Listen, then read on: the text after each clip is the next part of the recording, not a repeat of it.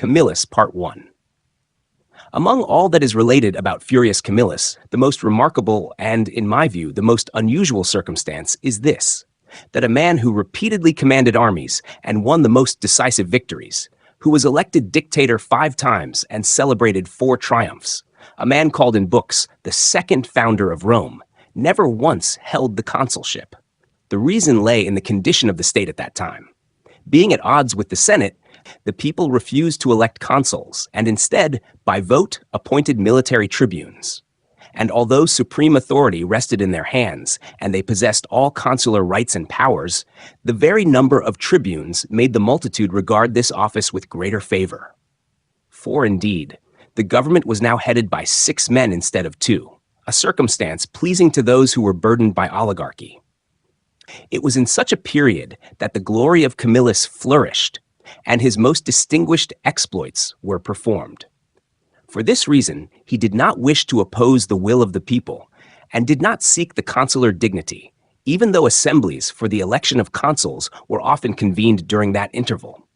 Instead, while holding other offices, numerous and of the most varied kinds, he always displayed himself in such a manner that power, even when it belonged to him alone, appeared to be a common possession, while glory accrued to Camillus alone, even when command was shared among several.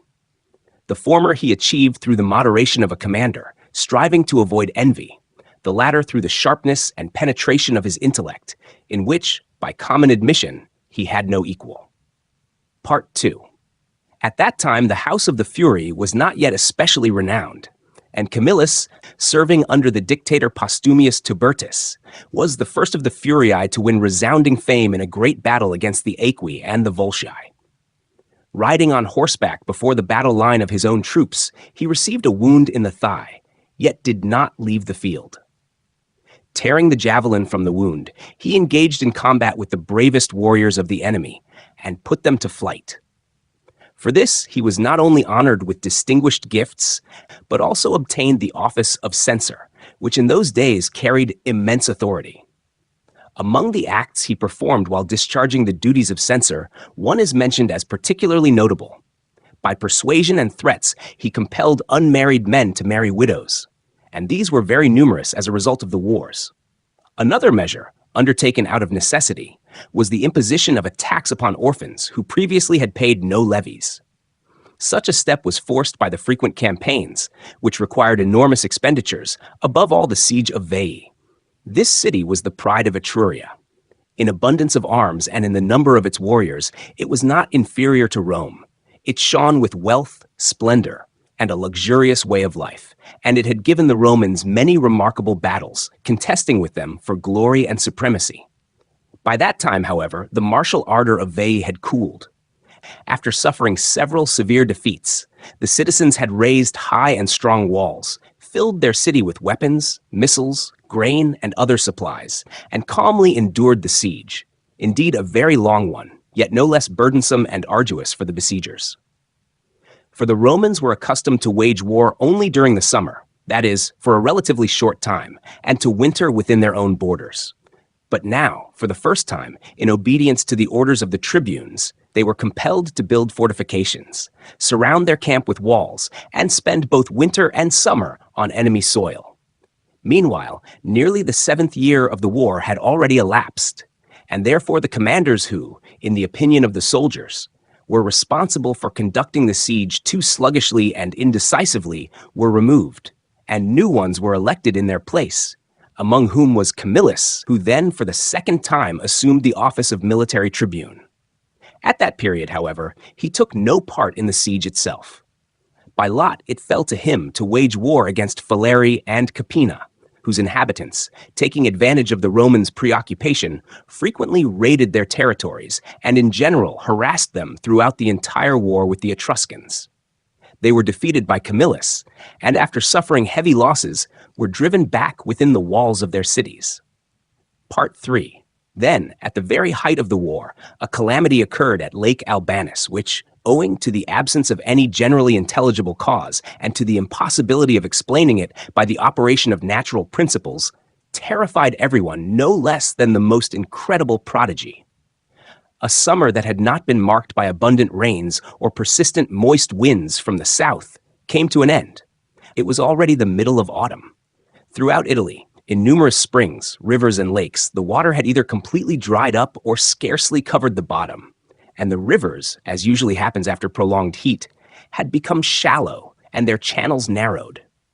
But Lake Albánus, surrounded by fertile hills and, as it were, containing within itself both its source and its outlet, without any apparent cause, unless by the will of a divinity, swelled perceptibly. Its level rose, and the water, upon which neither waves nor even ripples appeared, little by little approached the bases of the heights, and then their crests. At first only shepherds marveled at this sight, but when the immense mass burst through a kind of isthmus that had barred the lake's downward course, and a mighty torrent poured across fields and crops toward the sea, not only the Romans themselves were struck with terror, but all the peoples inhabiting Italy regarded it as a great portent. In the camp of those besieging Veii, there was especially much discussion of what had happened, so that the report of the calamity at the lake reached even the besieged. Part 4. When a siege is prolonged, lively contacts and conversations usually arise between the opposing sides. Thus it happened that a certain Roman formed an acquaintance and often spoke frankly, heart to heart, with one of the enemy, a man versed in ancient oracles.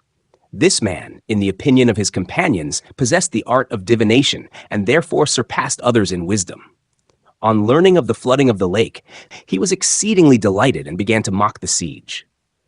The Roman noticed his joy and said that this prodigy was not the only one, that the Romans had recently experienced other signs even more incredible, and that he would gladly recount them, provided his interlocutor might in some way alleviate their own condition amid these shared calamities.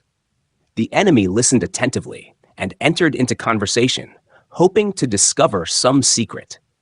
But the Roman, drawing him on with talk, imperceptibly led him farther and farther away, and finally, when they found themselves at a considerable distance from the gates, seized him and lifted him from the ground, being the stronger man, and then, with the help of comrades who ran out in numbers from the camp, completely overpowered him and delivered him to the commanders.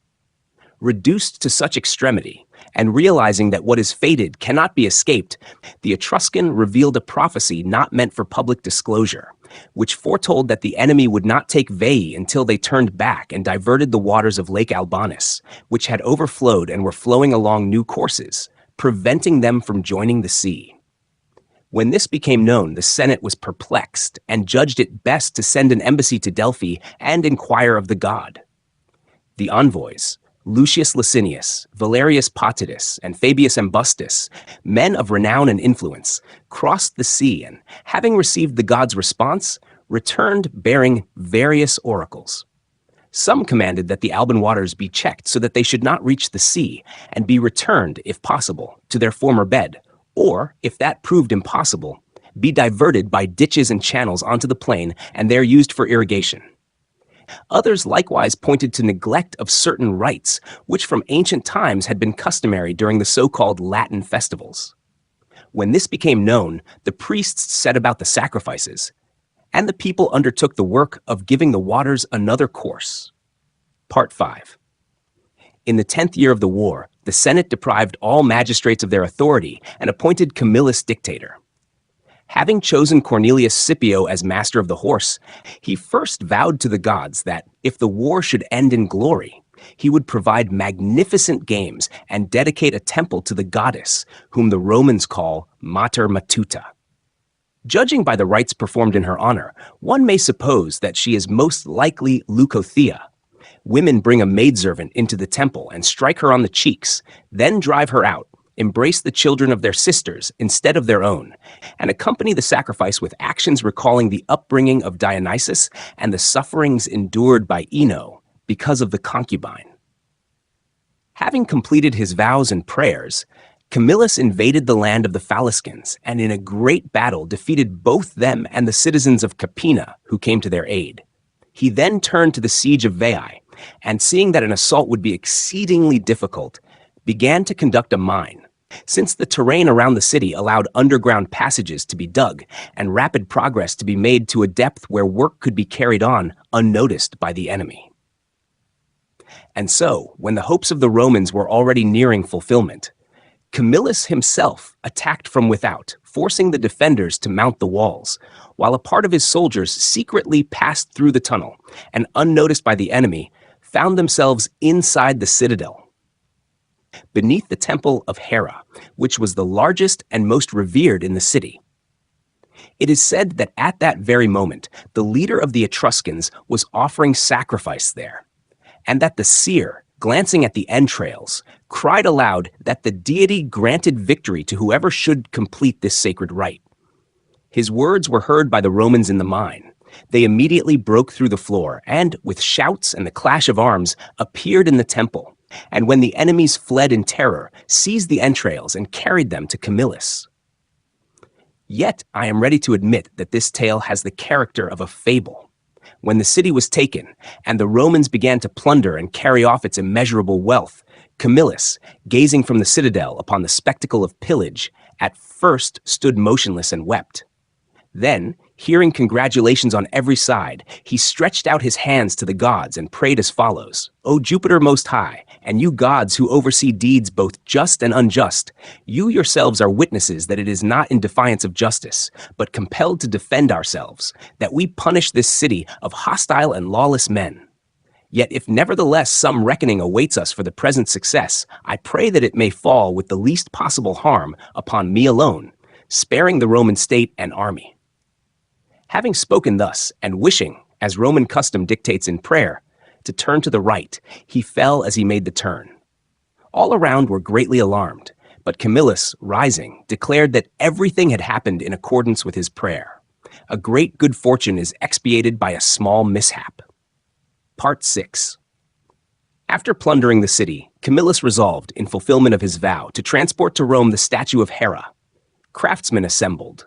Camillus offered sacrifice and implored the goddess not to reject the devout loyalty of the victors, but to become a kindly neighbor to the gods who had long protected Rome. And the statue, as the story goes, softly uttered that she consented and approved his intention. Livy, however, relates that Camillus prayed and invoked the goddess while touching her image with his hand, and that some of those present replied with one voice that she indeed consented and would gladly follow the Romans.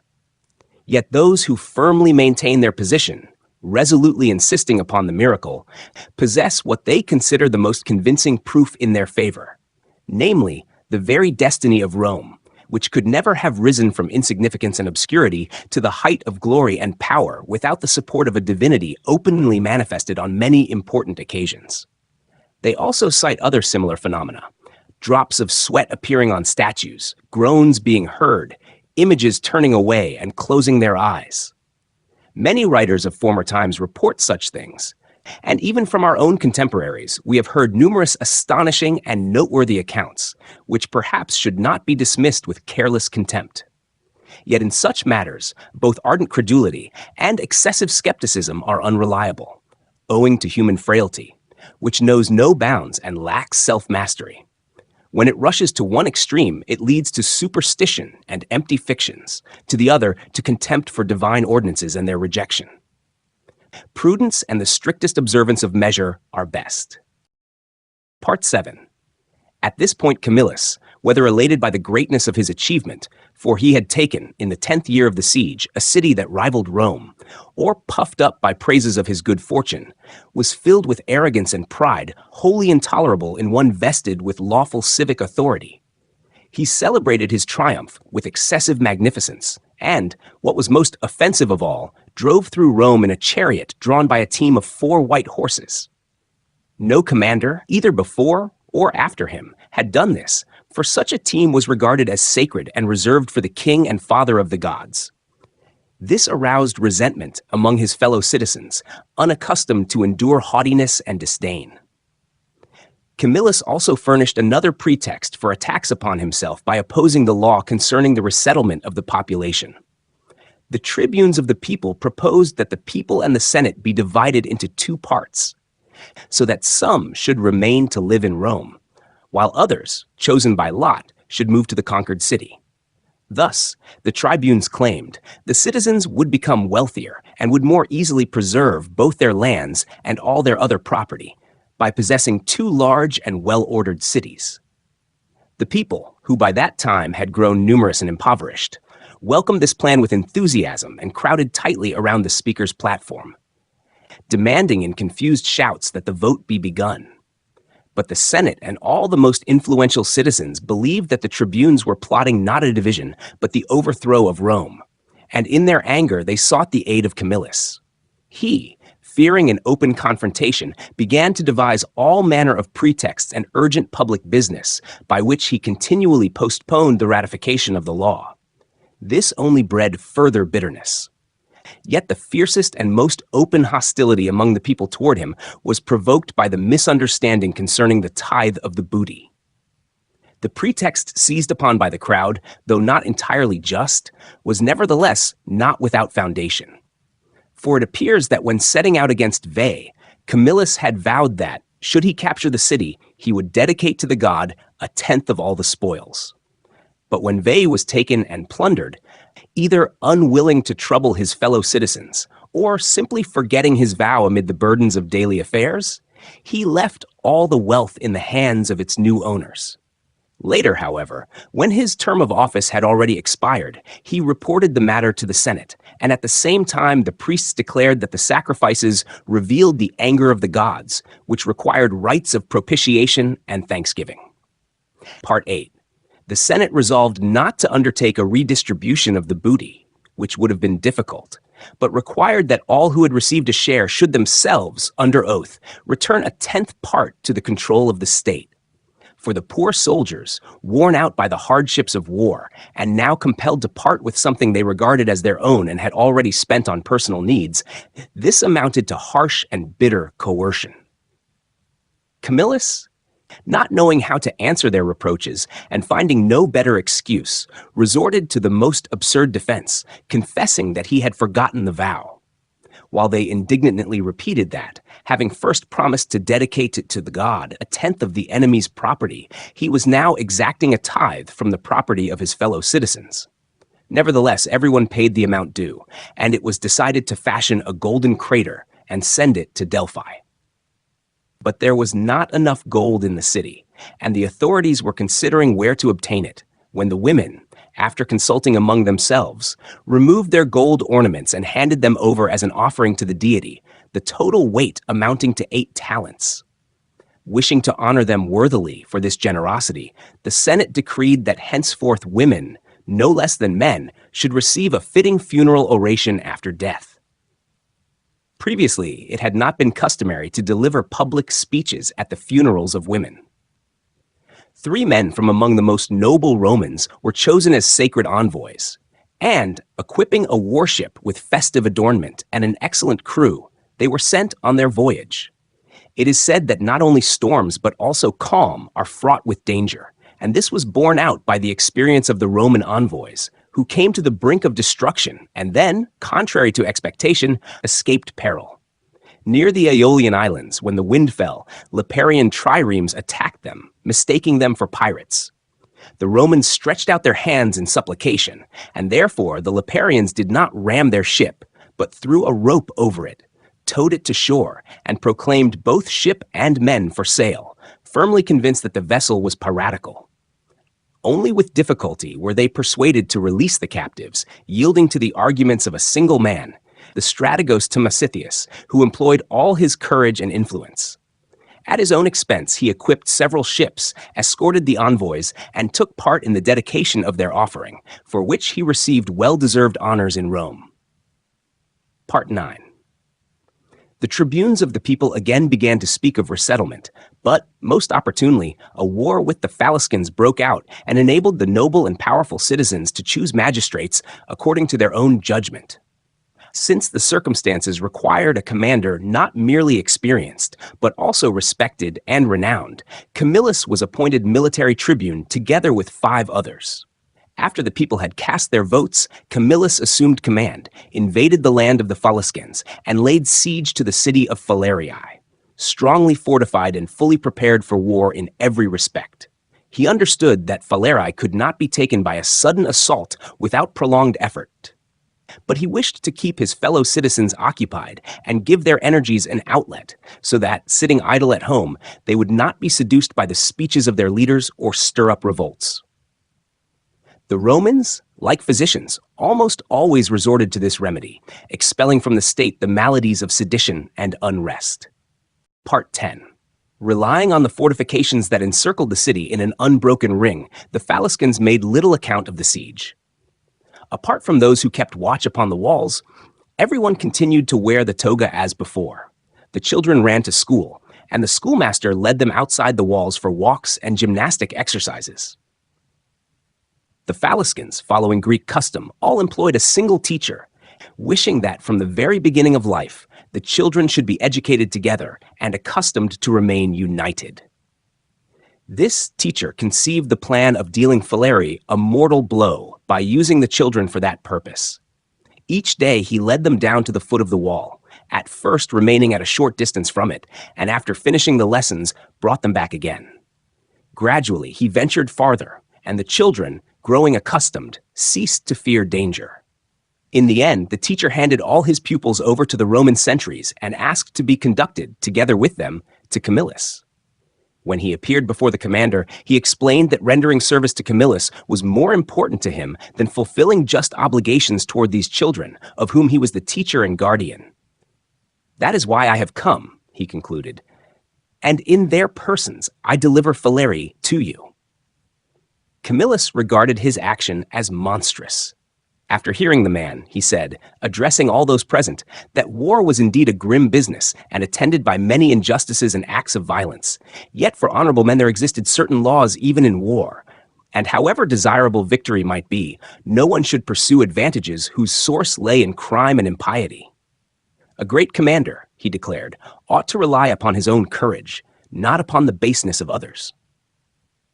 With these words, he ordered the lictors to strip the villain of his clothes and bind his hands behind his back, and to give the children rods and whips so that they might scourge the traitor as they drove him back into the city.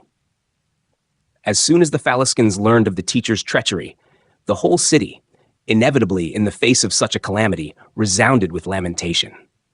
Men and women alike, beside themselves, rushed to the walls and gates. But then the children appeared, driving the naked and bound teacher in disgrace, calling Camillus their savior, their father, and their god.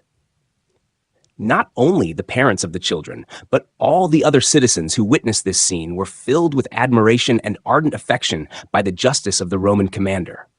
Hastily assembling in council, they sent envoys to Camillus to announce their surrender, and he sent them on to Rome. Speaking before the Senate, they declared that the Romans, by preferring justice to victory, had taught them to value submission more highly than freedom, not so much from awareness of their own weakness as from recognition of the moral superiority of their adversaries. The Senate once again entrusted the final decision to Camillus, and he, after imposing a tribute upon the Faliscans and concluding a treaty of friendship with all of them, withdrew. Part 11. The soldiers, however, who had expected to plunder Falerii and return to Rome empty-handed, began to accuse Camillus before the rest of the citizens of hatred toward the people, claiming that, out of malice toward the poor, he had prevented them from improving their condition. When the tribunes of the people once again proposed the law on resettlement and urged the people to vote for it, no one opposed the crowd more stubbornly than Camillus. He paid no heed to its hostility and did not spare the harshest and most outspoken words. Although the citizens, very reluctantly, rejected the law, their anger toward Camillus was so great that even the misfortune that befell his household, the illness that carried off one of his sons, did nothing to soften it with compassion. Yet he, a man by nature gentle and kindly, could not recover from this blow. Thus, when summoned to court, he did not leave his house, but, beside himself with grief, remained shut indoors all day together with the women of his household. Part 12. His accuser was Lucius Appuleius, and the indictment charged him with the theft of booty taken in Etruria, mentioning, among other things, certain bronze doors allegedly captured there and said to have been seen in the possession of the accused. Judging from the bitterness of the people, It was clear that on any pretext whatsoever, they would cast their votes against Camillus. Therefore, having gathered his friends and his former comrades in military service, and their number was not small, Camillus begged them not to allow the condemnation of an innocent man, the victim of false accusations, and not to expose him to the mockery of his enemies. After conferring together, his friends replied that they were powerless to help him in court, but were willing to pay part of the fine to which he would be sentenced. Unable to endure the insult, and in anger, he resolved to go into exile. He took leave of his wife and son, left his house, and throughout the entire walk to the city gates, uttered not a word. At the gates, he stopped, turned back, and, stretching out his hands toward the capital, implored the gods that, if he were being driven into exile and dishonor without guilt, through the caprice and hatred of the people, the Romans might soon repent, and that the whole world might learn how greatly they needed Camillus, and how eagerly they longed for his return. Part 13. Thus, having laid a curse upon his fellow citizens after the manner of Achilles, Camillus departed from his native land. He was condemned in absentia to a fine of 15,000 asses, which, when converted into silver currency, amounts to 1,500 drachmas. 10 asses were equal in value to 1 silver coin, hence its name, the denarius. There was no Roman who did not believe that the goddess Justice swiftly heeded the prayer of Camillus, and that retribution for the wrong done to him was granted. Grim indeed, yet renowned and known to all. So dreadful was the vengeance that then befell Rome, so ruinous the peril, and so great the disgrace that overwhelmed the city. Whether by the caprice of blind fortune, or because it was the work of some god unwilling to leave virtue unprotected when it suffers ingratitude. Part 14.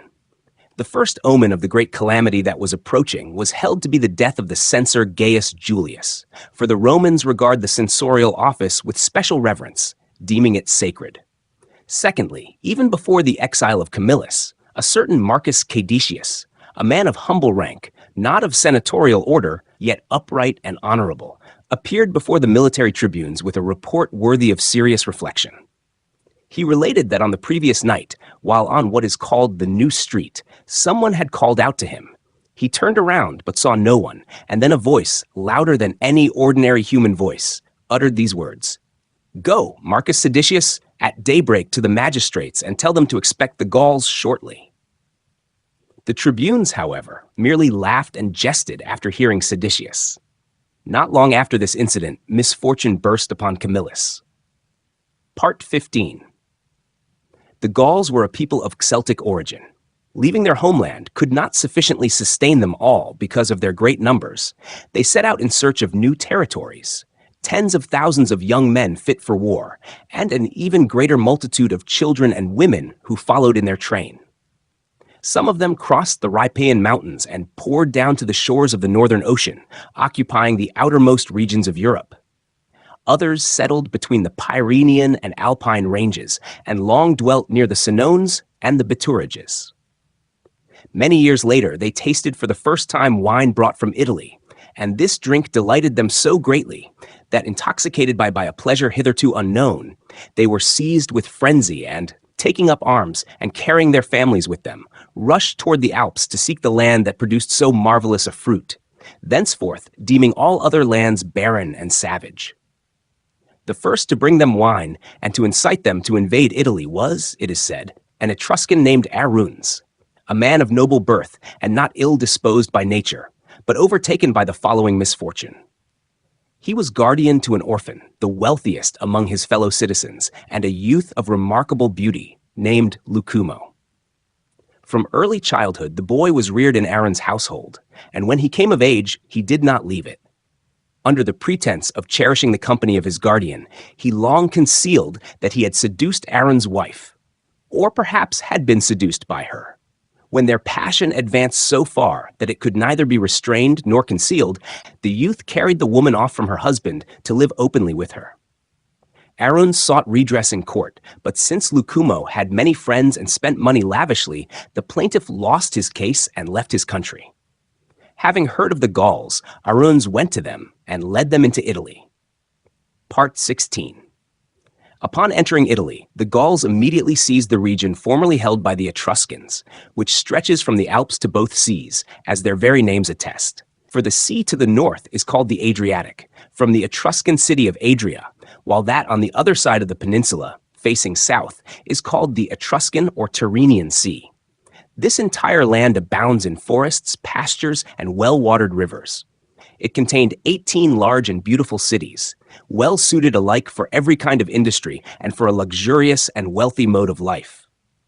The Gauls expelled the Etruscans and took possession of these cities themselves. All this, however, occurred long before the events with which we are here concerned. Part 17. At the time in question, the Gauls were besieging the Etruscan city of Clusium. The Clusians, seeking assistance from the Romans, asked that envoys be sent to the barbarians with written remonstrances.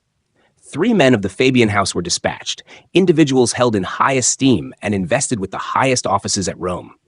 Out of respect for Rome's renown, the Gauls received them courteously, suspended operations at the walls, and entered into negotiations.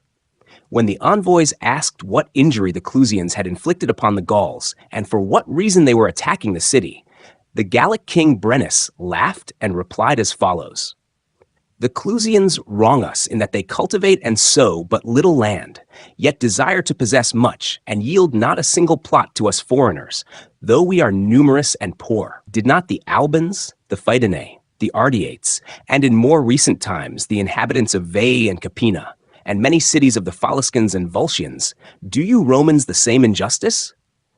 And if they refuse to grant you a share of their possessions, you make war upon them, enslave them, plunder them, and destroy their cities. Yet in so doing, you commit nothing dreadful or unjust, but follow the most ancient of laws, which assigns the property of the weak to the strong, and to which all submit, from God to wild beast.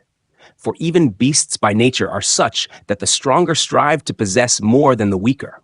Cease then to pity the besieged Clusians, lest you teach the Gauls softness of heart and compassion toward those who suffer injustice at Roman hands." From this speech, the Romans perceived that Brennus was not inclined toward reconciliation. They went to Clusium and endeavored to encourage the citizens, urging them to sally forth against the barbarians together with them, either to test the valor of the besieged or to display their own. The Clusians made a sortie, and when fighting broke out near the walls, one of the Fabii, Quintus Ambustus, spurred his horse against a tall and handsome Gaul who was riding far ahead of the others. At first, the swiftness of the encounter and the gleam of arms concealed the Roman's features, so that he went unrecognized. But when he overcame his opponent and began stripping the slain man of his armor, Brennus recognized him, and, calling the gods to witness, cried out that the ordinances and customs common to all mankind and revered everywhere had been violated, since one who had come as an envoy was acting as an enemy.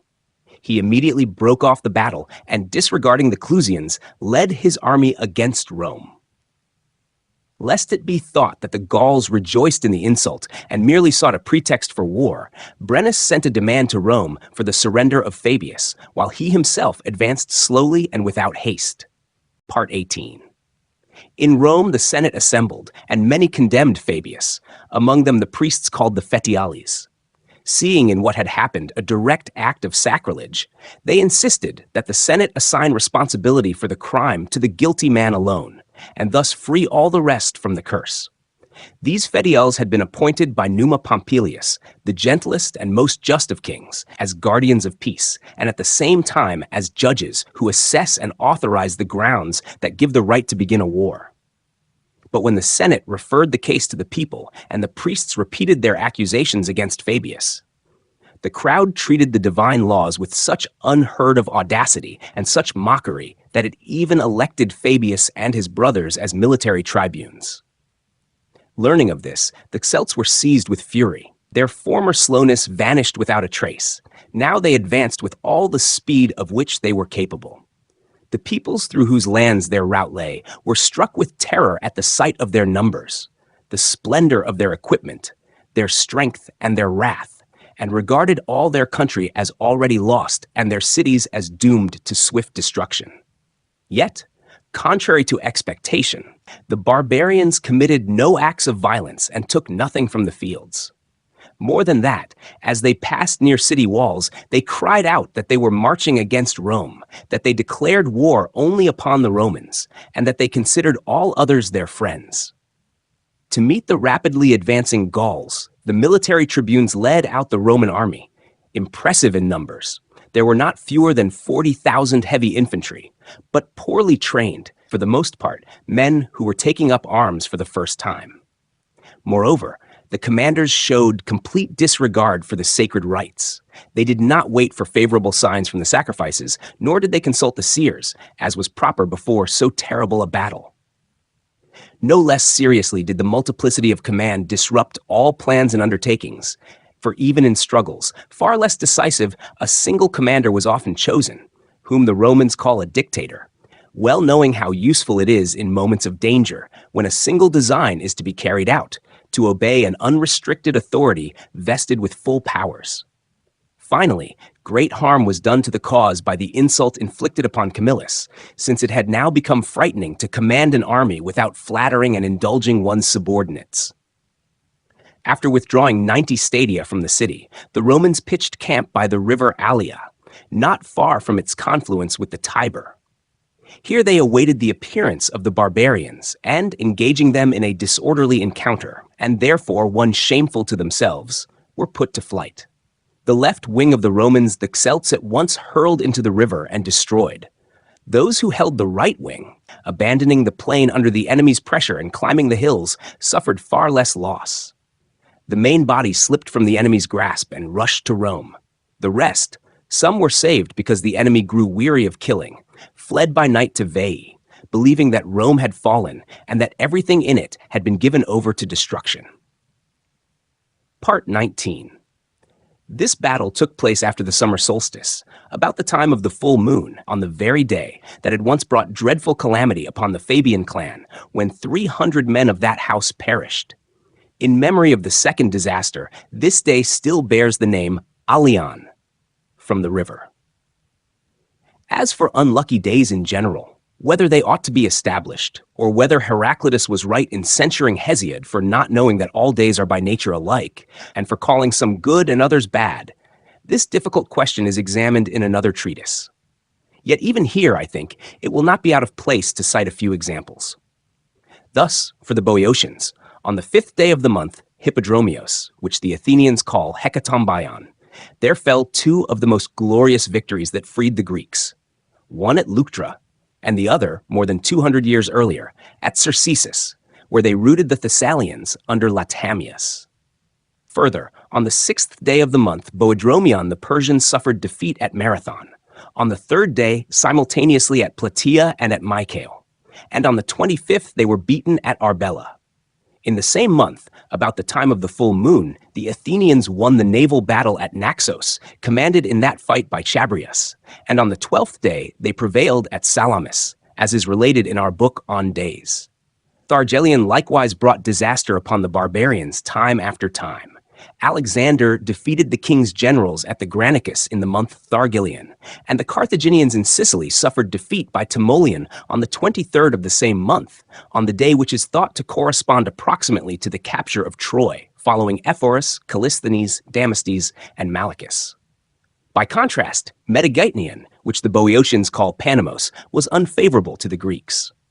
Indeed, the 7th day of that month, when they were defeated by Antipater at Cranon, was the day of their final ruin, and earlier it had brought misfortune in the battle with Philip at Chaeronea. On that same day of the same year, the Greeks who crossed into Italy under Archidamus were destroyed there by the local barbarians. The Chalcedonians avoid the 22nd of Metageitnion, which, they say, more often than any other date, is fraught for them with the gravest disasters. On the other hand, I know that about the time when the mysteries were being celebrated, Alexander razed Thebes to the ground, and later the Athenians were compelled to quarter a Macedonian garrison around the 20th of Boedromion, precisely on the day when they conduct the procession with the image of Iacchus. In like manner, the Romans on the same day first, under Scipio, lost their camp, which was captured by the Cimbri, and later, under Lucullus, defeated the Armenian king Tigranes. King Attalus and Pompey the Great died on their birthdays, and in general, it can be shown that for many people the same date turns sometimes to joy and sometimes to grief. Be that as it may, the day of which we speak is regarded by the Romans as one of the most unlucky, and because of it, they also consider the 2 following days of each month ill-omened. For after what happened at the Alaya, fear and superstition spread even more widely than usual. A fuller treatment of this subject is given in the Roman Investigations. Part 20. Had the Gauls immediately after the battle pursued the fugitives, nothing would likely have saved Rome from utter devastation, nor those caught within it from destruction. So great was the terror with which the men fleeing from the battlefield filled those they encountered in the city, and so frantic was their own confusion. But the barbarians did not at once grasp the full magnitude of their victory, and besides could not yet sate their delight. They were dividing the booty taken in the camp. Thus they gave the crowds leaving the city the opportunity to flee unimpeded, and those who remained a brief respite to recover their spirits and prepare to meet the enemy. Abandoning all other quarters to their fate, the Romans fortified the capital and carried thither spears, arrows, and javelins. Above all, they secured on the capital certain sacred objects. The sacred things of Vesta were taken by her maidens, who fled together with the priests. Some, however, maintained that the Vestals guard nothing except the inextinguishable flame, which King Numa ordered to be revered as the origin of all that exists. For in nature, nothing is more mobile than fire, while being itself is always some form of motion or is bound up with motion. The other particles of matter, devoid of heat, lie inert like corpses and crave the power of fire as souls.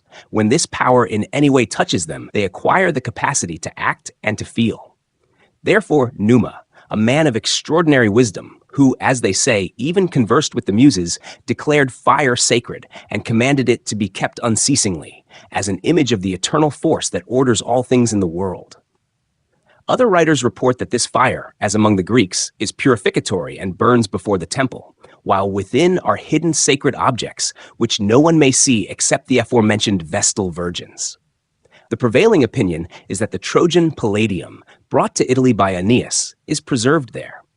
There is also a fabulous tale that Dardanus brought the Samothracian sacred objects to Troy and, after founding the city, instituted mysteries and other rites in their honor. And when Troy fell into the enemy's hands, Aeneas stole them away and, having saved them, kept them with him until he settled in Italy. According to those who claim deeper knowledge of the matter, there stand in the temple 2 small casks, one open and empty, the other full and sealed. To see both casks is permitted only to the said sacred maidens.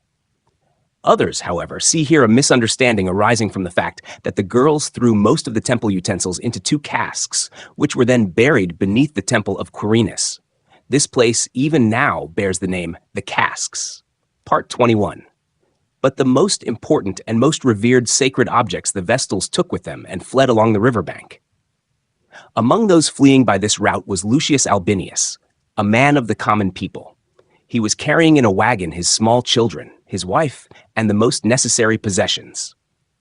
Seeing beside him the Vestals, clasping the sacred objects to their breasts, alone and exhausted, he quickly set his wife and children down, unloaded his goods, and gave the wagon to the Vestals, so that they might reach one of the Greek cities. It would be unjust to pass over in silence the piety shown by Albinius in that most evil time.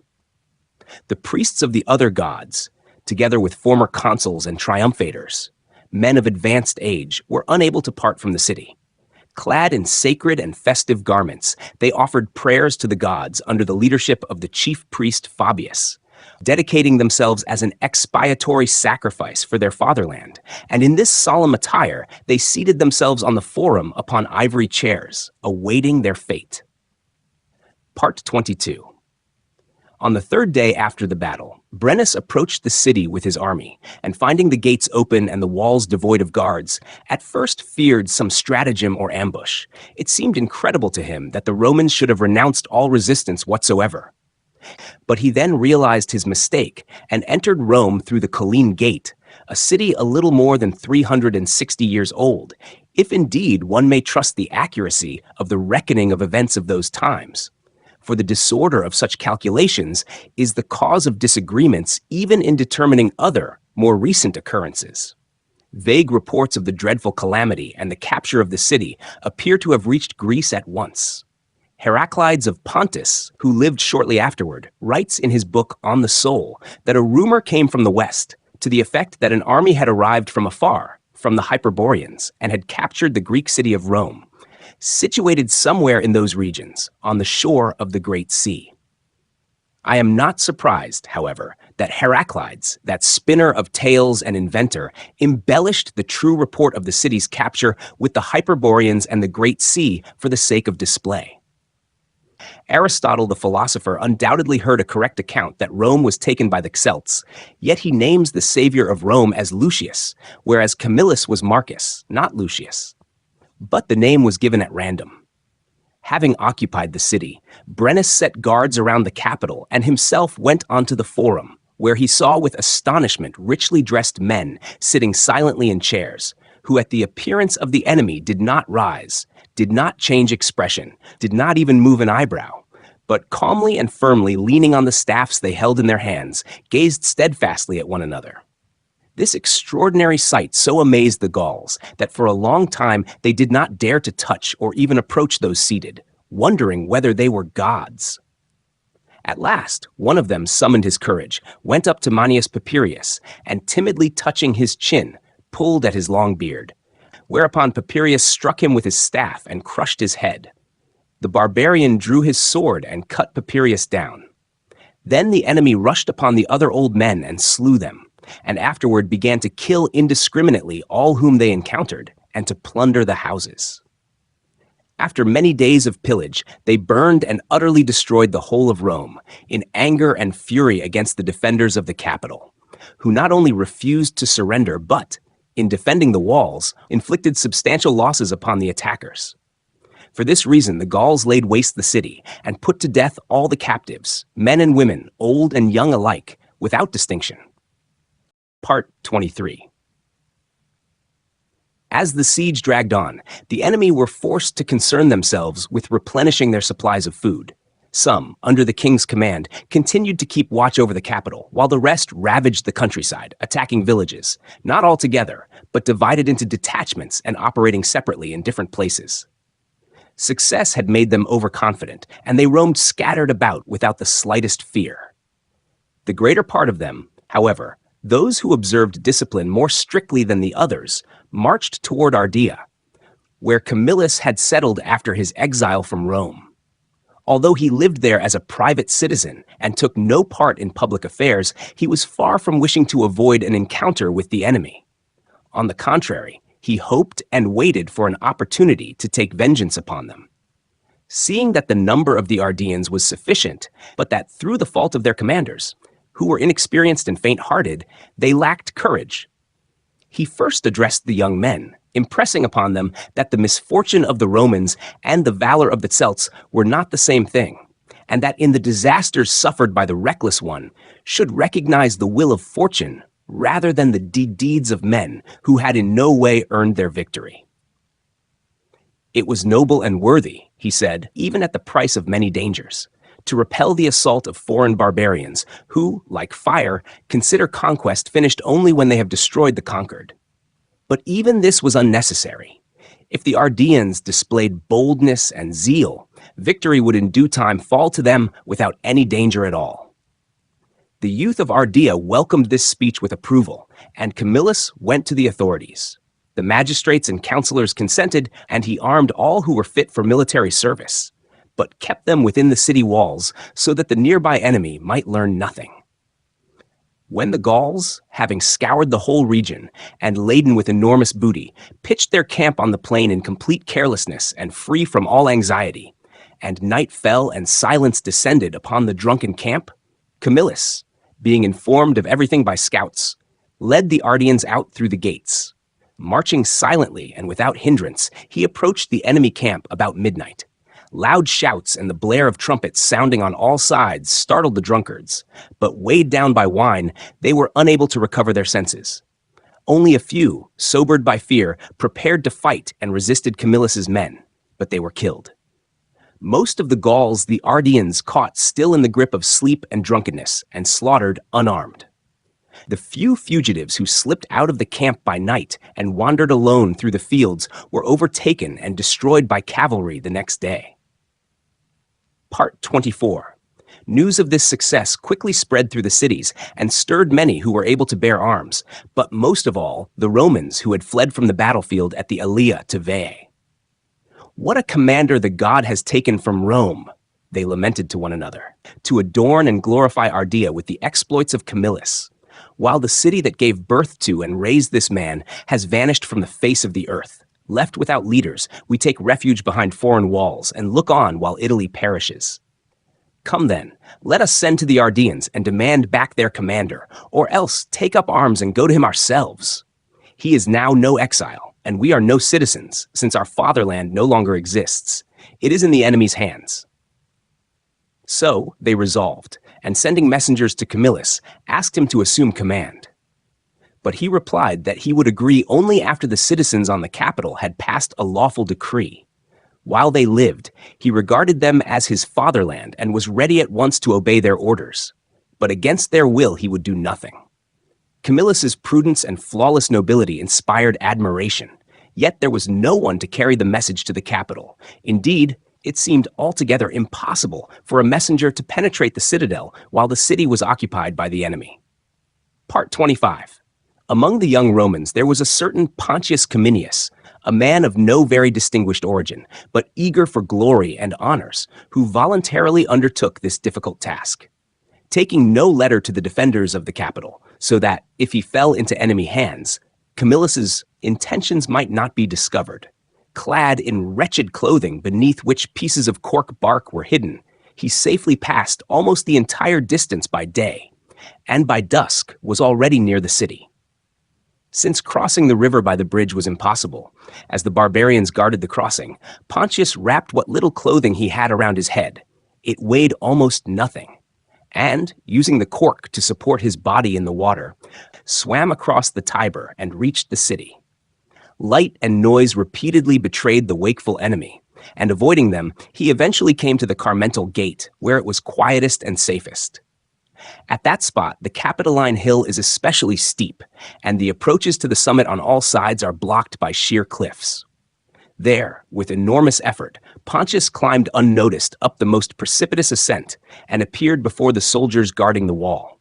He greeted them, gave his name, and was led to the commanders. The Senate quickly assembled. Pontius reported Camillus's victory, which the besieged had not yet heard of, described the decision of the army, and asked that Camillus's authority be confirmed, declaring that the citizens outside Rome would obey no one else.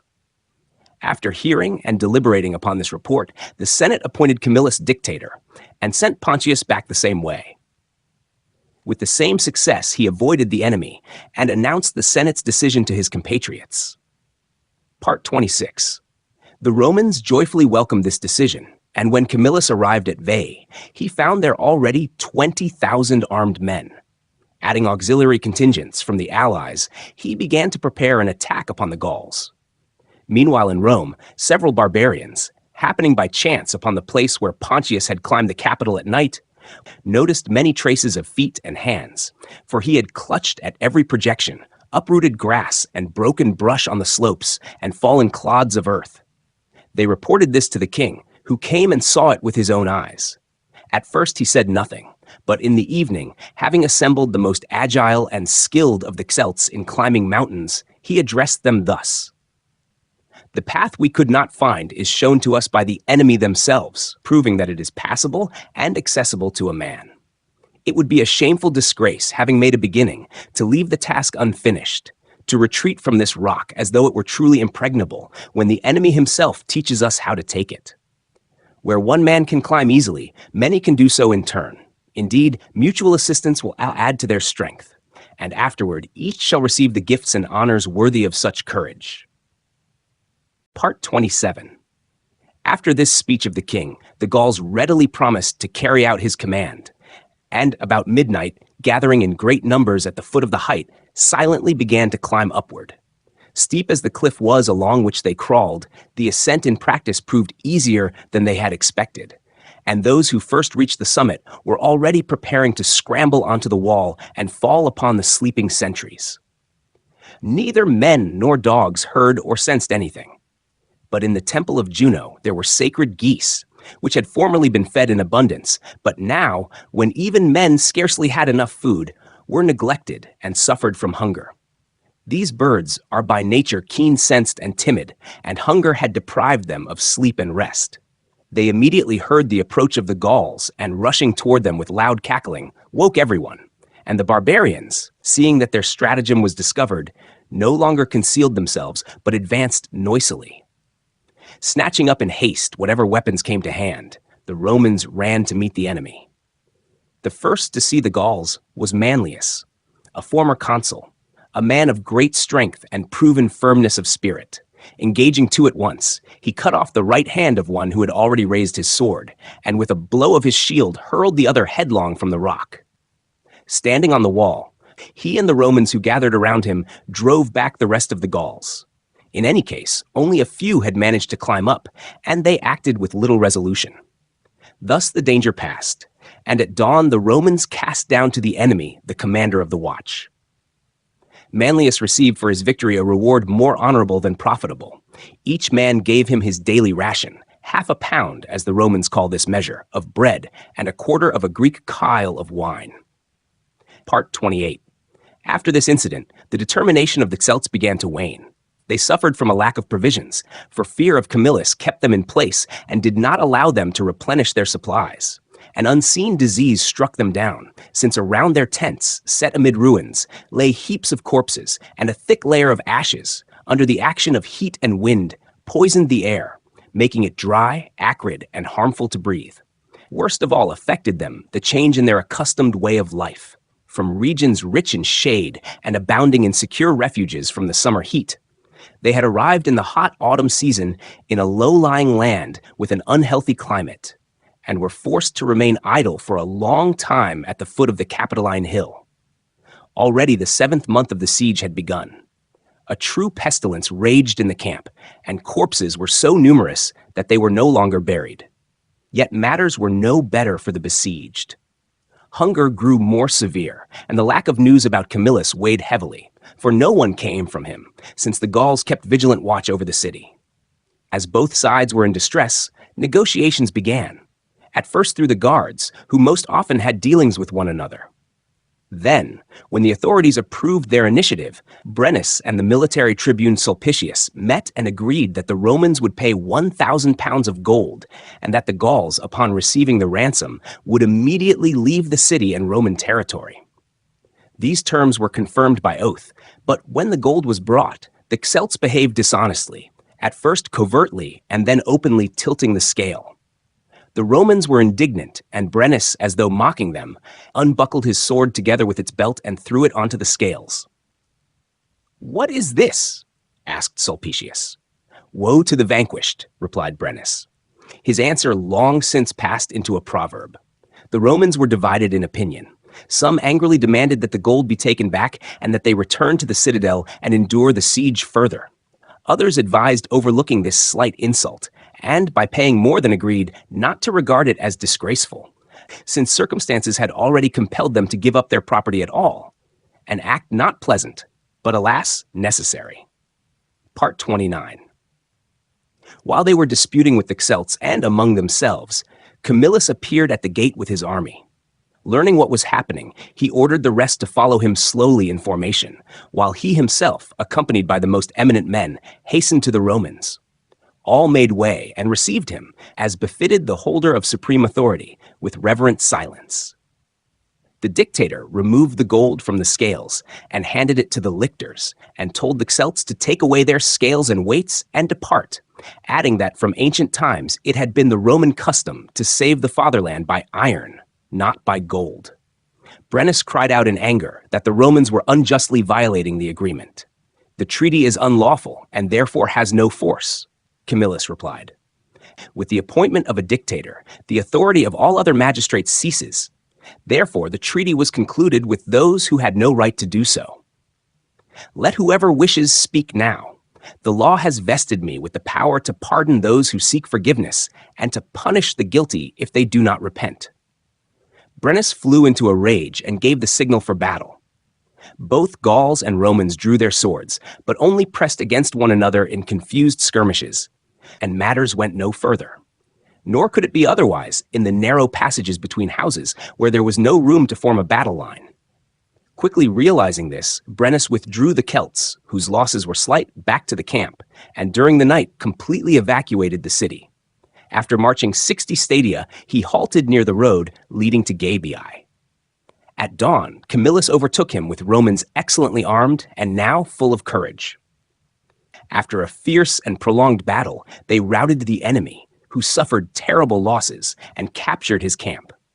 Some of the fugitives fell at once during the pursuit, but most scattered through the countryside and were destroyed by the inhabitants of neighboring villages and towns. Part 30. Thus Rome was taken with astonishing suddenness and even more astonishingly saved, having remained under the heel of the barbarians for 7 months in all. They entered the city a few days after the Ides of Quintilis and left it around the Ides of February. Camillus celebrated a triumph unquestionably due to the savior of the fatherland, already lost, and to the man who truly restored Rome to Rome. For at the same time as the victor returned to the city, the fugitives came back with their wives and children, and the defenders of the capital, who had nearly perished from hunger, came out to meet them. All embraced one another and wept, scarcely believing their good fortune.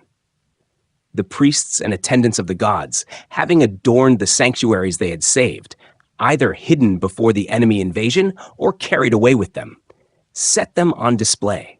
And this was a joyful sight for the citizens, who felt as though the gods themselves were once again gathering in Rome. Camillus offered sacrifices to the gods, purified the city according to the guidance of those experienced in such rites, then restored the temples that had existed before, and himself erected a temple to the prophetic voice, having found the very spot where at night the divine voice had foretold to Caedicius the invasion of the barbarians. Part 31. However difficult the search for the sites where the temples had formerly stood, through the zeal of Camillus and the tireless labors of the priests, the work nonetheless advanced. Yet the city, destroyed to its foundations, still had to be rebuilt, and the very thought of this filled the people with despair. They hesitated, stripped of everything, without money and without strength. They needed rest, some respite after their calamities, while exhausting labor awaited them. Gradually, their thoughts turned again to Veii, a city preserved intact and supplied with everything one could wish for. This gave rise to new intrigues by those accustomed to currying favor with the people for selfish ends. Seditious speeches were heard against Camillus, that out of ambition, for the sake of his own glory, he was depriving his fellow citizens of a city ready for habitation, forcing them to clear ruins and raise from the ashes this vast conflagration, merely to be called not only leader and commander, but also the founder of Rome, eclipsing Romulus himself. Therefore, the Senate, fearing unrest for an entire year, did not allow Camillus to lay down his office, contrary to his wish, and despite the fact that never before had a dictator held power for more than 6 months. With conciliatory speeches, it tried to calm the people, pointing to the tombs of heroes and the graves of ancestors, to the sacred places that Romulus, Numa, or some other of the kings had dedicated to the gods and entrusted to the care of descendants. Speaking of divine providence, the senators above all recalled the freshly severed head that had appeared at the founding of the capital as a sign that this place was destined to become the head of Italy. The fire of Vesta, which after the war the Vestals had rekindled, and which the citizens would extinguish and put out if they abandoned Rome, and the great shame that would befall them if they should see their city inhabited by newcomers and foreigners, left empty and turned into pasture for sheep. With such bitter exhortations, they addressed both individuals and groups repeatedly. Yet at the same time, their hearts were heavy as they listened to the people groan in dire need, citizens likening themselves to shipwrecked sailors who had reached shore naked and helpless, begging not to be forced to gather together the remnants of a ruined city when another stood whole and unharmed. Part 32. At last, Camillus convened a meeting of the Senate, where he himself spoke at length in defense of Rome, and many others who shared his view spoke as well. Then he rose and asked that Lucius Lucretius, who usually gave his opinion first, speak, and that the others follow in order.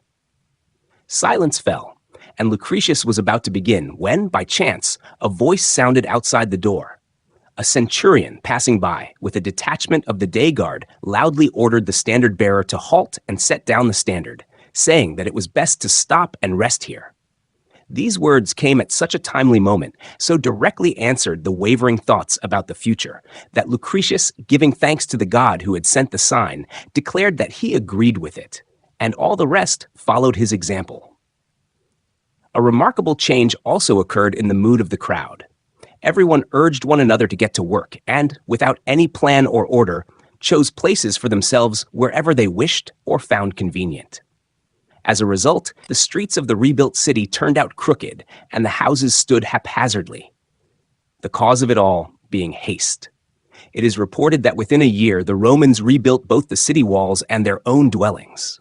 Those whom Camillus had assigned to seek out and mark the boundaries of the sacred precincts, for everything in Rome had been mixed up and confused, while making their rounds on the Palatine Hill, came to the temple of Mars. Like the other temples, it had been destroyed and burned by the enemy. And as they carefully examined the site they were clearing of rubble, the envoys came upon Romulus's augural staff, buried beneath a thick layer of ash. It is a rod bent at both ends, called a litus. It is used in divination by the flight of birds to divide the sky into sections, and Romulus himself, the most skilled of augurs, had used it. When he vanished from among men, the priests took the staff and placed it among the inviolable sacred objects. Finding it now preserved from destruction that had spared nothing, the Romans were filled with the best hopes for the fate of their city, deciding that this sign promised it eternal life and prosperity. Part 33. These labors and undertakings had not yet been completed when war broke out simultaneously with the Aequi, the Volscians, and the Latins, who had invaded Roman territory, as well as with the Etruscans, who were besieging Sutrium, a city allied with Rome. When the Latins surrounded the army encamped near Mount Maecius, and the tribunes commanding it, threatened with the loss of their camp, sent to Rome for help, Camillus was elected dictator for the third time. Two accounts of this war are current. I shall begin with the legendary one. It is said that the Latins, either seeking a pretext for conflict or truly wishing to renew ties of kinship, asked the Romans for freeborn maidens and women. The Romans were at a loss how to respond. They feared war, not yet recovered and strengthened after the Gallic invasion, and at the same time suspected that the Latins wanted not wives but hostages. And that talk of marriage was merely a pretense of propriety. Then a slave woman named Tutula, whom some call Philotis, advised the authorities to send her together with the youngest slave girls, those most resembling free-born women, dressed as brides from noble families, promising that she herself would manage the rest. The authorities agreed, selected the maidservants whom Tutula judged suitable for her plan, adorned them with rich garments and gold, and handed them over to the Latins, who were encamped not far from Rome. At night, the women stole the enemy's swords, and Tutula, or Philotis, climbed a tall fig tree and, spreading her cloak behind her, gave the Romans the agreed signal with a torch. But no one else knew of this arrangement, and therefore the soldiers, roused and hurried by their officers, advanced in disorder, calling out to one another, and with difficulty finding their places in the ranks. They reached the Latin camp, which lay in peaceful sleep, captured it, and slaughtered the greater part of the enemy. This occurred on the Nuns of July, then called Quintilis, and in memory of the event a festival was established on that day. First of all, crowds pour out beyond the city gates, shouting the most common and widespread Roman names, such as Gaius, Marcus, Lucius, and the like, imitating the mutual calls that had resounded amid that former haste. Everywhere slave women walk about in splendid attire, showering passers-by with mockery. Mock battles are staged among the slave women, for they too once took part in the fight against the Latins. They dine in the shade of a fig tree, and the day itself is called the Nuns of Capraria, as is thought, after the fig tree from which the girl gave the signal with the torch. A fig tree in Latin is caprificus. Others, however, say that most of these rites are connected with the disappearance of Romulus, for it was on this very day that he vanished outside the city, suddenly enveloped by darkness and storm, or, as some believe, during a solar eclipse. From the place where this occurred, the day received the name Nuns of Capraria. Capra in Latin means goat, and Romulus disappeared while addressing the people near the Goat Marsh, as related in his life. Part 34, the other account, accepted by the majority of writers, is as follows. Elected dictator for the third time, and learning that the army under the tribunes had been surrounded by the Latins and Volscians, Camillus was compelled to arm even citizens who had already passed military age. He made a wide circuit, slipped unnoticed around Mount Macius, halted in the enemy's rear, and by lighting large fires signaled his arrival to the Romans. The besieged troops took heart and resolved to attack the enemy themselves. The Latins and Volscians, caught between two fires, concentrated all their forces in their camp and began to surround it with a dense palisade, blocking access on every side, intending to wait for reinforcements from home and aid from the Etruscans. Camillus perceived this, and, fearing lest he himself might experience the fate of the enemy he had encircled, hastened to exploit circumstances favorable to the Romans. Since the enemy defenses were wooden and a strong wind blew from the mountains early in the morning, he prepared incendiary missiles and, shortly before dawn, led out his men. He ordered some to shout loudly and hurl spears and arrows, all on one side, while the others, those assigned to use fire, under Camillus's own command, waited on the opposite side, from which the wind usually blew most strongly toward the camp. When the fighting had already begun, the sun rose and the wind blew with great force. Then Camillus, giving the signal for attack, showered the palisade with fire-bearing arrows. A vast blaze burst forth and quickly ran around the enclosure, finding abundant fuel in the many wooden stakes of the palisade, while the Latins had no means to combat it, and soon the entire camp was engulfed in flames. The enemy crowded together, but then, willy-nilly, began to leap out of the fire straight toward the Romans, who stood in arms before the defenses. Few escaped destruction. Those who remained in the camp perished to a man. The fire raged until the Romans extinguished it, in order to plunder the enemy's property. Part 35. After this, leaving his son Lucius to guard the prisoners and the booty, Camillus invaded the enemy's territory, captured the city of the Aequi, brought the Volscians into submission, and immediately advanced toward Sutrium, still unaware of what had happened there, hastening to free Rome's allies from the danger in which they were surrounded by the Etruscans. Meanwhile, the Sutrians had already surrendered their city to the enemy, and, having been stripped of all their possessions, were released with nothing but the clothes on their bodies. With their wives and children, they encountered Camillus on the road, and in tears lamented their fate. Camillus himself was moved by their pitiful appearance, and seeing that the soldiers to whom the Sutrians clung in desperation were also weeping and indignant, he resolved not to delay vengeance, but to march on Sutrium that very day. He reasoned that men who had just taken a rich city abounding in every comfort, who had left no enemy within it and expected none from without, would be sunk in utter license and forget all caution. The calculation proved correct. The Romans were neither noticed nor opposed, not only while crossing Sutrian territory, but even when they had reached the gates and occupied the walls. There was not a single guard anywhere. All were drinking and feasting, scattered through the houses. When the Etruscans finally realized that they were in the enemy's hands, many did not even attempt to flee, but either perished in the most disgraceful manner without leaving their homes, or surrendered to the enemy. Such depths of degradation had gluttony and drunkenness brought them to. Thus it fell to Sutrium, in a single day, to be taken twice. The new masters lost it, and the former regained it through Camillus. Part 36. The triumph celebrating victories over the Aequi, the Volscians, and the Etruscans brought Camillus no less glory and sincere gratitude than the first two. Even those citizens who were especially envious of him and who were accustomed to attribute all his successes rather to fortune than to valor were on this occasion compelled by his achievements to acknowledge his ability and enterprise. Among his opponents and rivals, the most famous was Marcus Manlius, the man who had been the first to hurl the Celts from the capital when they attacked the citadel by night, and who for this deed received the surname Capitolinus. He laid claim to the foremost place among his fellow citizens, but being unable to eclipse the glory of Camillus by honorable means, he resorted to the most common and well-trodden path leading to tyranny. He sought the favor of the mob, chiefly by championing debtors, defending some against their creditors in court, tearing others by force from the hands of the magistrates, and obstructing the execution of lawful sentences. Soon, a multitude of the destitute gathered around him. They behaved with excessive boldness and stirred up disorder in the forum, spreading great alarm among the best citizens. To put an end to this, a dictator was appointed, Quintus Capitolinus.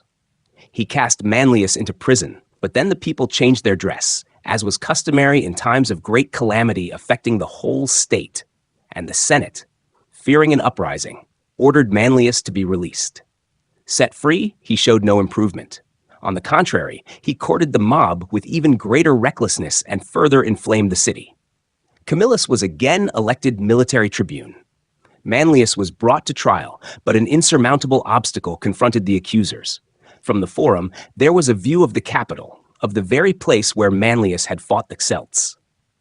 The sight inspired compassion in all present, and the defendant himself, stretching out his hands in that direction, tearfully recalled his valor in the nocturnal battle, so that the judges were at a loss and repeatedly postponed the case, unwilling to acquit a crime proved with the utmost clarity, yet unable to apply the law while the exploit of the accused stood vividly before their eyes. Perceiving this, Camillus transferred the trial outside the city to the Petilian Grove. Since the capital was not visible from there, the accuser delivered his speech without hindrance, and in the judges, the memory of past deeds yielded to righteous anger at recent outrages.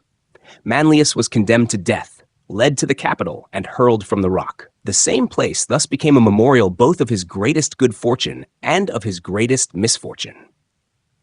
The Romans then demolished his house, built a temple to the goddess called Moneta, and decreed that henceforth no patrician should dwell in the citadel. Part 37. Camillus, who was summoned for the 6th time to the office of military tribune, refused, pleading his advanced age, and at the same time, perhaps, fearing the envy and retribution that such fame and victory inevitably bring. His most convincing and indisputable excuse was bodily weakness. At that very time, he was ill. But the people would not yield, shouting that he would not be required either to ride on horseback or to fight in the infantry ranks. They had no need of that, but only to give counsel and command. Thus Camillus was compelled to accept command and, together with one of his colleagues, Lucius Furius, to lead the army immediately against the enemy. These were considerable forces of Praenestines and Volscians, ravaging the lands of peoples allied with Rome.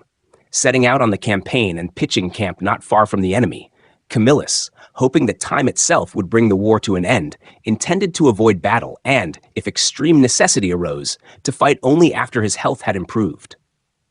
But Lucius, his colleague, in an insatiable thirst for glory, rushed headlong toward danger and infected all the officers with his zeal. Fearing that he might be thought, out of envy, to deprive young men of success and renown, Camillus, against his own wishes, allowed Lucius to draw up the army for battle, while he himself, because of illness, remained in camp with a few attendants. Lucius charged rashly at the enemy, but was driven back. When Camillus learned that the Romans were retreating, he could not restrain himself. He leapt from his bed and, meeting the fugitives at the camp gates, began with his companions to force his way through the crowd in the direction from which the pursuit was approaching. Some immediately turned and followed him. Others, who were still rushing toward him, halted, locked their shields, and called upon one another not to disgrace their commander. Thus, the enemy were compelled to break off the pursuit. On the following day, Camillus led out the troops, joined battle, and inflicted a crushing defeat upon the enemy. He captured their camp, bursting into it on the heels of the fugitives and destroying almost all of them to the last man.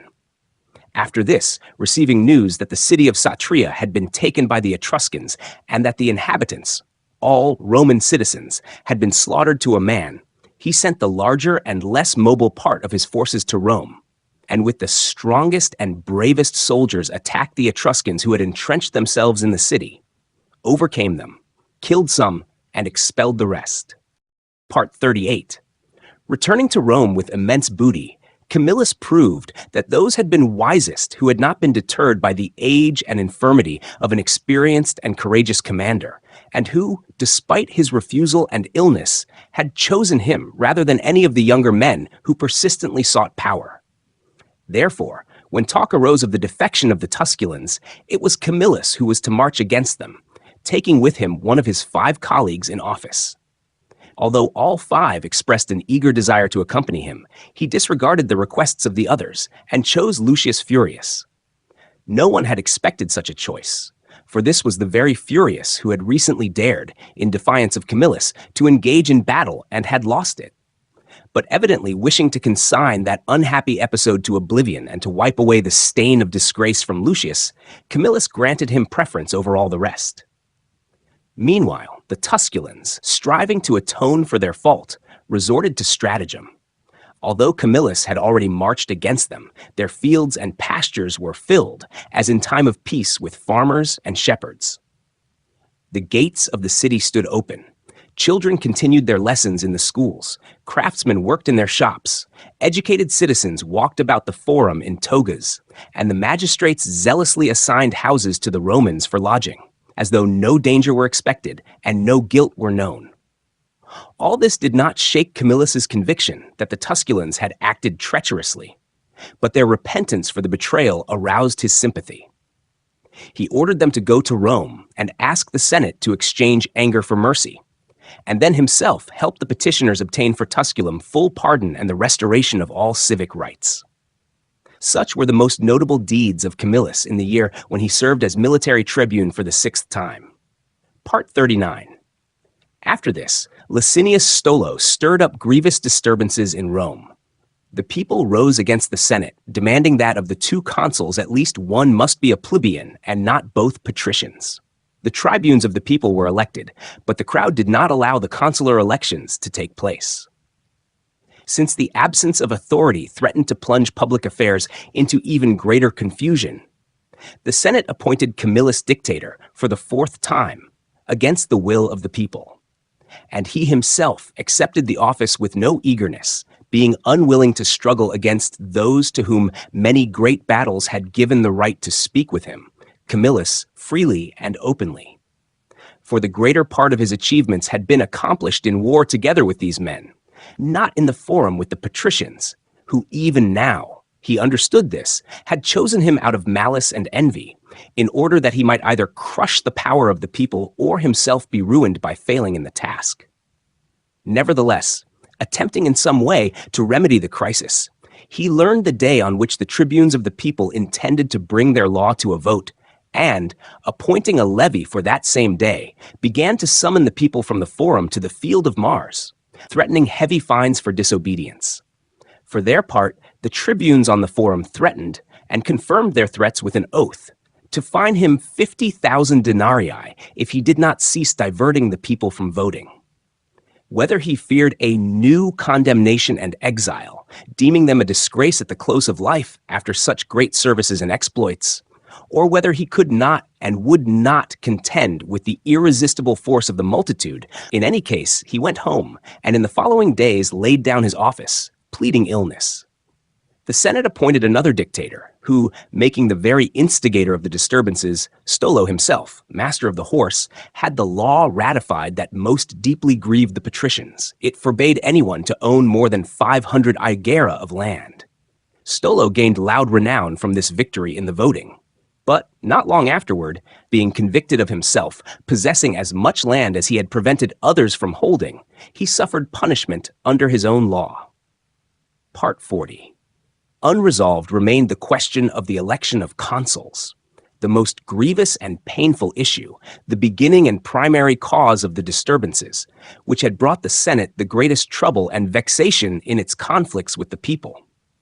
But then trustworthy news arrived that tens of thousands of Celts, rising from the shores of the Adriatic Sea, were once more advancing upon Rome.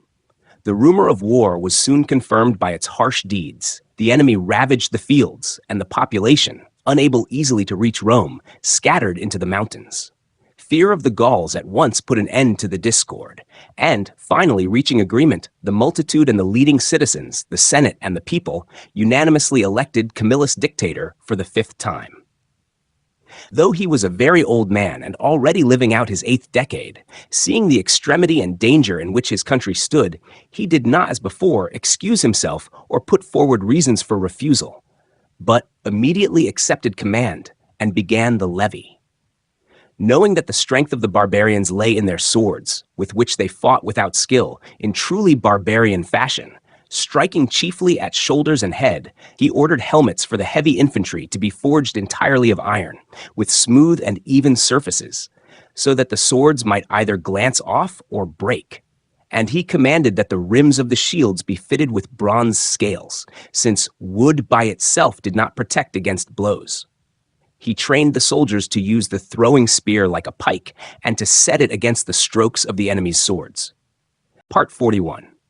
When the Celts were already near and their camp, crammed with vast and cumbersome booty, stood by the river Anio, Camillus led out the army and positioned it on a gently sloping but forested hill cut by numerous ravines, so that most of the Roman forces remained hidden, while the part that was visible seemed, as if in fear, to huddle on the heights. Wishing to strengthen this impression in the enemy, Camillus did not prevent the plundering of the fields in the valley, but, having surrounded his camp with a rampart, he did not move from his position until he was convinced that some of the Gauls were roaming the countryside in search of provisions, while all the rest, sitting in the camp, did nothing but gorge themselves and drink. Then, while it was still night, he sent forward lightly armed infantry to prevent the barbarians from forming up for battle and to throw them into confusion from the outset by their attack. At early dawn, he descended and drew up on the plain the heavy infantry, numerous and resolute, not scanty and timid as the barbarians had expected. This alone shattered the arrogance of the Celts, who had not believed the enemy would dare to attack them. Then the light infantry dashed forward and, continually harassing the foe, forced him to accept battle before he could form in proper order and divide into units. Finally, Camillus brought the heavily armed infantry into the fight. The Gauls, bearing their swords, hurried to close combat, but the Romans blunted the blows by meeting them with spears and the iron of their armor, so that the swords, not strong enough and thinly forged, quickly bent and became notched, while the shields of the barbarians were dragged toward the ground by the weight of spears that pierced them clean through. Therefore, the Gauls threw away their own weapons and, grasping the enemy's spears with their hands, tried to wrench them aside.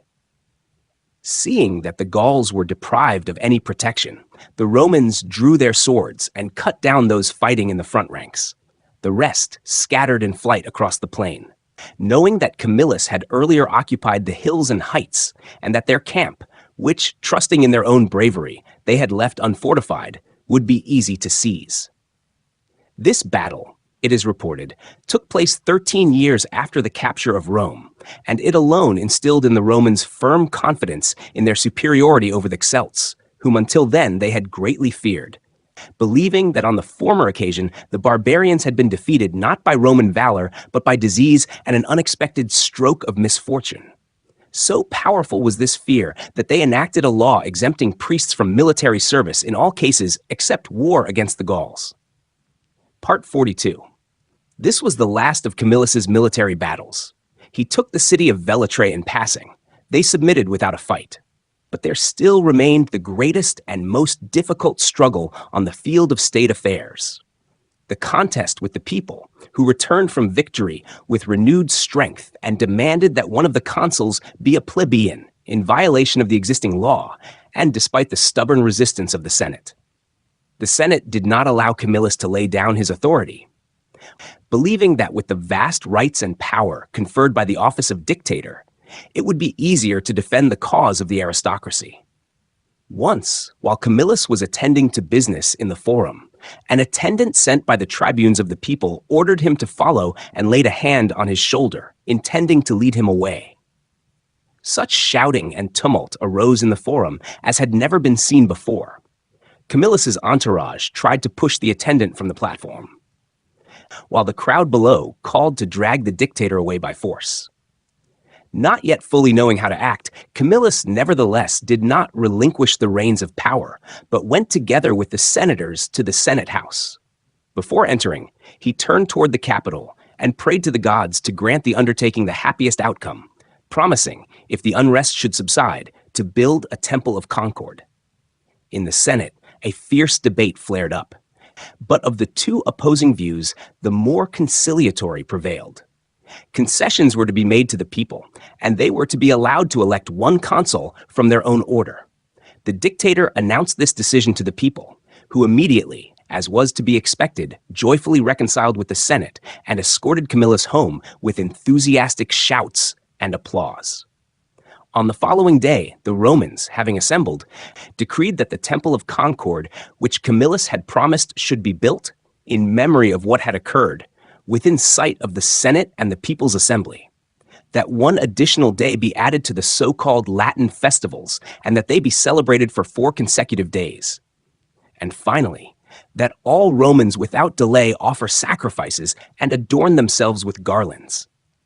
Under the guidance of Camillus, elections were held. The consuls elected were Marcus Aemilius from the patricians and Lucius Sextius, the first from the plebeians. With this, the public career of Camillus came to an end. Part 43. In the following year, a widespread pestilence descended upon Rome, destroying countless numbers of the common people and almost all the magistrates. Camillus too died, ending his life at an age so advanced as few attain. Yet this death grieved the Romans more deeply than the loss of all those whom the disease had carried off at that time taken together.